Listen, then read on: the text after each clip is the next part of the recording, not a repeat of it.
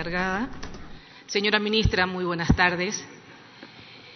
Verdaderamente para nosotros es una alegría tenerla usted aquí para que nos venga a dar una información sobre los problemas que tenemos en el país. Pero tenemos también muchas inquietudes, porque usted viene a darnos una presentación de las cosas que se han hecho en el país y que nosotros como ciudadanos tenemos otra impresión, además de lo que hemos vivido en estos últimos tiempos cuando 18 jóvenes mueren calcinados en una de estas casas de rehabilitación, entre comillas, pero que no tenían los permisos. Justamente hace unos días yo a varias autoridades, y entre esas a usted, les mandé una comunicación y creo que en la comunicación que les envié, algunas de las preguntas que yo les hacía a usted las ha hoy día solventado y nos ha dado la explicación, pero a más de eso, señora ministra, sí tenemos algunas inquietudes. La Constitución es bien clara, ¿no es cierto? En el artículo 46, ¿no es cierto?, habla de la prevención. Y dice, prevención contra el uso de estupefacientes o psicotrópicos y el consumo de bebidas alcohólicas y otras sustancias nocivas para la salud. Pero, señora ministra, ¿cómo estamos trabajando en prevención? Lo decía la compañera anterior, ¿cuál es el presupuesto que tenemos para prevención? Usted ha hablado de prevención aquí, pero ¿a dónde llegamos con esa prevención cuando vemos en los barrios cantidad de jóvenes que no tienen la atención necesaria? Y yo en mi provincia, especialmente en los barrios suburbanos, porque acuérdese, Machala es una ciudad-puerto, tenemos a Puerto Bolívar ahí, Guayaquil es una ciudad-puerto, en Esmeraldas tenemos ciudades-puertos, Mante ciudad-puerto, y una ciudad-puerto siempre tiene problemas de drogas. Y son los lugares donde más tenemos que trabajar, y yo veía en lo que usted nos envió y nos presentó aquí, son las ciudades que mayor consumo de droga tienen. Los círculos son grandes y la atención de ellos está en proporción al consumo. Decían hace un momento, Guayaquil es la mayor consumidora, pero tenemos la cantidad suficiente para poder ayudarlos. Señora ministra, usted hablaba de los servicios que da el ministerio. Yo entiendo todo el trabajo que el ministerio ha hecho y los esfuerzos, porque usted lo ha presentado en la Comisión de Salud, yo pertenezco a la Comisión de Salud. Pero, señora ministra, nosotros no conocemos, y la gente a pie, como se dice, no conoce dónde están los centros. Recién conozco que en Santa Rosa hay un CETAT, y algunos compañeros no sabían que existían los CETAT. Yo conversaba, les preguntaba a algunos que se me acercaron, otros que están al lado mío, ¿ustedes conocían? No lo conocían. Yo no sé si todos los asambleístas que están ahí conocíamos dónde están los CETAT. Debemos hacer una campaña, y en la campaña de prevención debemos decirle a la gente dónde están. Mucha gente de los barrios no sabe a dónde tienen que ir. Su hijo consume droga, se los dan en las escuelas, pero no saben a dónde ir. El ministerio tiene una gran cantidad de profesionales que van a los barrios, hay el médico del barrio. Esa gente que está trabajando, esos profesionales deberían comunicar a las personas que tienen problemas en sus familias, con niños o jóvenes que consumen drogas, a dónde tienen que ir. A mí se me han acercado muchas veces madres de familia, señora Patricia, ¿qué hago con mi hijo? Algunos los encadenan, les ponen una cadena y los dejan en la casa, y ha habido por lo menos en mi ciudad muertes, niños que han muerto, jóvenes que han muerto, porque los dejaron en la casa encadenados porque no sabían qué hacer, porque se les escapan y regresan totalmente drogados. Y ha habido casos en que esos niños y jóvenes drogados golpean a las madres, golpean a los abuelos, a las abuelas para quitarle lo poco que tienen, ir a comprar droga.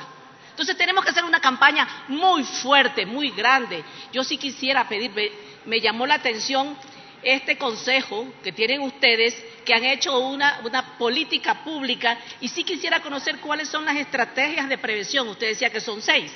¿Cuáles son las estrategias para las personas problemáticas? Usted dice que son 4. ¿Cuáles son las estrategias para disminuir la oferta? Dice que son 5. ¿Y cuáles son las estrategias para producir? Dice que son 4. Esas son las cosas que tenemos nosotros que conocer, que saber. Qué bueno que haya venido a este pleno a darnos toda esta información, pero necesitamos más. Pero no solamente es el pleno, es el pueblo ecuatoriano que tiene que saber cómo va a recurrir al ministerio o a cualquier centro para poder lograr salvar a sus hijos de una drogadicción más adelantada. Comenzamos poco a poco con los chicos, pero va creciendo ese consumo, va creciendo esa adicción y tenemos que pararla con políticas públicas, y yo quiero conocerla, señora ministra. Nosotros hemos trabajado durante meses en ese código y ese código creo que le va a ayudar muchísimo a usted. Pero necesitamos también tener los presupuestos. ¿Cuánto hay de presupuesto? El presupuesto se supone que ya lo normalizaron porque lo habían bajado para este año. Pero, señora ministra, tenemos que saber exactamente a dónde va ese presupuesto y cómo está canalizado. Tenemos muchísimos problemas en el país. Ha trabajado mucho el ministerio, pero nos falta bastante, pero hay que ponerle ñeque, como dice la gente. La gente dice necesitamos más empuje y usted lo está tratando de hacer. Qué bueno, qué bueno. He conversado con alguna gente de su equipo. Tiene equipo excelente, pero ¿qué nos falta? Nos falta más dedicación en ciertos sectores en las provincias. ¿Cuáles son los presupuestos en las provincias? No lo conocemos, no sabemos qué es lo que hay. Mire, los subcentros están parados, están paralizados. Yo conversaba y me dicen es el SECOP el culpable porque no se hacen los contratos de fiscalización. Y si no tenemos los subcentros que necesitamos, me decía Raúl Auquillas hace un momento, en Loja están parados unos que estaban justamente financiados por el Banco del Estado, me dijo, ¿no? O por el BID. En Esmeralda tenemos problemas, centros que están paralizados o que están ahorita siendo lugares de donde van los drogadictos y se quedan ahí y la gente no puede llegar. Señora ministra, tenemos muchos problemas. Gracias por su esfuerzo, pero como usted decía, nos falta mucho, nos falta más, pero tenemos que buscar siempre qué es lo que hacemos. Decía que 3.000, más o menos 3.000 personas son las que tienen el problema crítico, pero 3.000 en el Ecuador. ¿Será eso verdad? Tal vez lo han hecho el análisis, el estudio del ministerio, pero va más allá.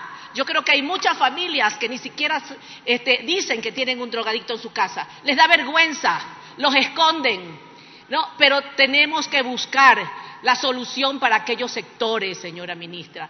Yo quiero agradecerle mucho su presencia aquí. Yo quiero agradecerle a usted que haya tenido la sensibilidad de venirnos a poner en alerta lo que está sucediendo. Y creo, señores asambleístas, que tenemos que nosotros ya buscar la solución a esto a través de políticas y de leyes o códigos que tenemos que aprobarlos para mejorar el sistema de salud. Porque la drogadicción es una enfermedad y como una enfermedad tenemos que tratarla. El problema de la tabla que se habla es porque hubo para mí una confusión y la gente de los barrios pensaba que con esa tabla que hace la división de lo uno y lo otro, de quién consume y quién vende, ¿no? Podían hacerlo públicamente. Y a mí la gente en los barrios me decía, señora Patricia, antes en los barrios no veíamos a los chicos fumando y ahora están en la esquina fumando y consumiendo droga como que estuvieran comiendo un chicle. Entonces, hay que ver a dónde vamos a ir. Esa no es su parte. Pero miremos, señores asambleístas, compañeros, qué es lo que hay que hacer y a quién tenemos que exigirle la eficiencia, la eficacia, como usted lo dice. Tenemos que ser eficaces, tenemos que estar ahí, tenemos que producir más que nada las reglas y más que nada el servicio para salvar a nuestros jóvenes. Y no solamente los jóvenes, yo veía que el señor que hablaba de su hija y después de su nieta se había olvidado de que existían porque consumió droga y poco a poco se fue internando en el problema. Y seguramente no jamás se preocupó de ver que coman, que tengan las necesidades necesarias porque estaba perdido en la droga. Y él mismo decía, salía en las noches a robar, a buscar cómo podía conseguir dinero. Es un problema latente que lo tenemos en todas las ciudades, mayores o menores proporciones, pero la tenemos y debemos cortarla. Y yo creo que es un trabajo, como usted dice, de toda la sociedad, las familias, los padres, las madres, ese estar juntos, pero darle con calidad el poco espacio que tenemos, porque la vida ahora es muy dinámica y a veces por el trabajo no tenemos el tiempo de estar con nuestros hijos, pero por lo menos esas 3, 4, 5 horas hacerlo con calidad y darle la atención necesaria. Es verdad todo lo que usted nos puso, pero también debemos exigir los presupuestos necesarios, porque mucho más barato es prevenir que lamentar después cuando tenemos que curar. Muchas gracias, señora. Gracias, señora asambleísta. Adelante, por favor, señora ministra. Muchas gracias, asambleísta. Coincido muchísimo en el enfoque y el énfasis en la prevención que usted ha dado y comparto absolutamente. Respondiendo a su pregunta concretamente, el presupuesto del Ministerio de Salud Pública para el elemento de promoción y prevención en el año 2017 fue en el 2018, $271 millones, pero creo que las cifras resultan vacías cuando no se comparan contra cuánto realmente necesitamos invertir. Quiero hacerle entrega, señora presidenta, del Plan Nacional de Prevención Integral del Control del Fenómeno Socioeconómico de las Drogas, suscrito por 7 carteras de Estado para que se socialice con todos los asambleístas, y agradezco, insisto, la apertura de la Asamblea Nacional para involucrarse en este plan y, por supuesto, para darnos todas las sugerencias, recomendaciones y aportes para construir juntos. Creo, y voy a ser, rompiendo un poco el protocolo, un poco honesta en relación al tema de la comunicación. El sistema de salud es noticia cuando hay crisis. El sistema de salud es noticia cuando alguien se muere, cuando falla, pero es poco atractivo para los medios de comunicación y para quienes buscan exponer la problemática en vez de las soluciones. Es poco atractivo para alertar a la ciudadanía de lo que realmente tenemos, cómo acceder a los servicios de salud, y creo que eso es parte de la madurez de democracia que tenemos que buscar en nuestro país. En los países desarrollados, los medios de comunicación, los medios de prensa, los mecanismos y canales de comunicación formales e informales dedican una proporción importante de su tiempo precisamente a garantizar el acceso de la ciudadanía a la información vital para ellos acceder a los servicios y acceder al cumplimiento de sus derechos. Eso no necesariamente pasa aquí. Yo me pregunto si cada uno de nosotros, que tenemos cientos de seguidores y miles de seguidores, algunos de ustedes en el Twitter, pusiéramos un comentario al día en relación a cómo las personas pueden acceder, a cuántas personas podríamos llegar. Si es que los medios de comunicación comprometieran el 1% de su presupuesto a realmente garantizar en un trabajo conjunto con el Gobierno Nacional el acceso a la información privilegiada de este tipo, información esencial de este tipo a los ciudadanos. ¿Qué pasaría si es que todos nuestros sectores público y privado trabajaran en conjunto para garantizar que todos los ecuatorianos y ecuatorianas, y especialmente los que más necesitan, conocieran nuestras leyes, las comprendieran a cabalidad? La mayor parte de los ciudadanos de a pie jamás han leído las leyes, jamás han visto cómo pueden beneficiarse de ellas, y creo que eso no es un esfuerzo que le corresponde a una sola institución, es parte de una madurez democrática hacia la que el Ecuador tiene que caminar, porque democracia también es el acceso a la información a cada uno de los ecuatorianos, y es algo en lo que creo yo estamos todavía muy rezagados. Así que invito a que comprometamos los esfuerzos y acojo sus recomendaciones y me comprometo a planificar y plantear todos aquellos esfuerzos que debamos hacer para que las personas, el ciudadano, puedan conocer cómo acceder a los servicios de salud y puedan beneficiarse de las políticas que existen, que es algo en lo que seguramente no hemos trabajado lo suficiente. Pero invito también a que sumemos los esfuerzos, ustedes que representan, que son líderes locales, que son líderes nacionales, que representan muchas veces a muchos otros actores que no están en esta mesa el día de hoy, que nos ayuden a comprometer los esfuerzos colectivos para que la comunicación sirva también para ese fin.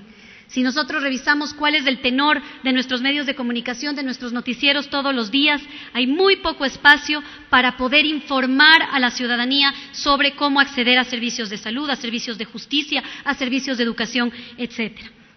Y finalmente, en relación a la impresión, la impresión que tiene la ciudadanía, yo comparto y coincido y también asumo la responsabilidad, y les pido que asumamos la responsabilidad como autoridades de cuál es el tenor del mensaje que nosotros damos a los ciudadanos. Es un tenor de desesperanza, de culpables, de soluciones simples como eliminar la tabla, de soluciones parciales enfocadas solamente en culpabilizar, sacar a una autoridad de turno, lejos de trabajar en un cambio del enfoque hacia qué tenemos que hacer todos desde nuestro hogar, las madres, los padres, los educadores, las autoridades locales, las autoridades nacionales, para contribuir.